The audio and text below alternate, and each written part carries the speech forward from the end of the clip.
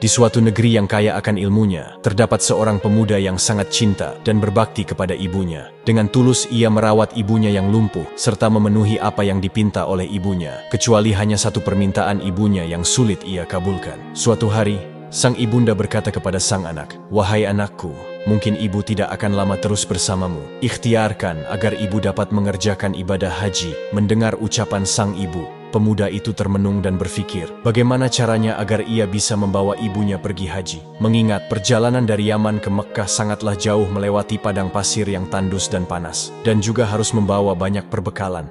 Dengan tekad yang kuat, ia membeli seekor anak lembu untuk dijadikan latihan. Ia menggendong anak lembu tersebut naik turun bukit, hingga lembu itu dewasa. Dan otot-otot di badan pemuda itu semakin berisi dan kuat bertenaga. Sampai musim haji tiba, pemuda itu bersiap menggendong ibunya dari Yaman menuju Mekkah untuk melaksanakan ibadah haji. Dengan rasa cinta kepada ibunya, ia rela berjalan kaki di tengah padang pasir yang tandus dan panas, semata-mata untuk memenuhi permintaan sang ibunda tercinta. Tibalah mereka berdua di tanah suci. Pemuda itu terus menggendong ibunya mengelilingi Ka'bah. Dengan rasa haru dan bahagia, sang ibu terus menangis melihat bakti anak terhadapnya. Di depan Baitullah, sang anak berdoa, "Ya Allah, ampunilah dosa ibuku." Dengan heran si ibu bertanya, "Bagaimana dengan dosamu, wahai anakku?" "Dengan terampuninya dosa ibu, maka ibu akan masuk surga. Cukuplah ridha dari ibu yang akan membawaku ke surga." Dengan karunia Allah, pemuda itu sembuh dari penyakit kulitnya, dan bekas belang di tubuhnya pun hilang, kecuali hanya tinggal selingkaran saja di tengkuknya. Hari demi hari berlalu, pemuda itu berkeinginan untuk menemui Rasulullah di Madinah. Namun ia tidak menjumpainya karena Rasulullah sedang berada di medan pertempuran. Dengan berat hati pemuda itu berpamitan kepada Sayyidah Aisyah dan menitip salam untuk Rasulullah Shallallahu Alaihi Wasallam.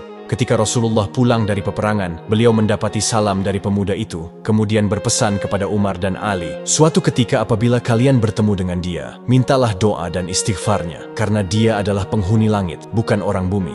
Namanya tidak terkenal di bumi, namun penghuni langit memanggilnya Uwais Al-Qarni."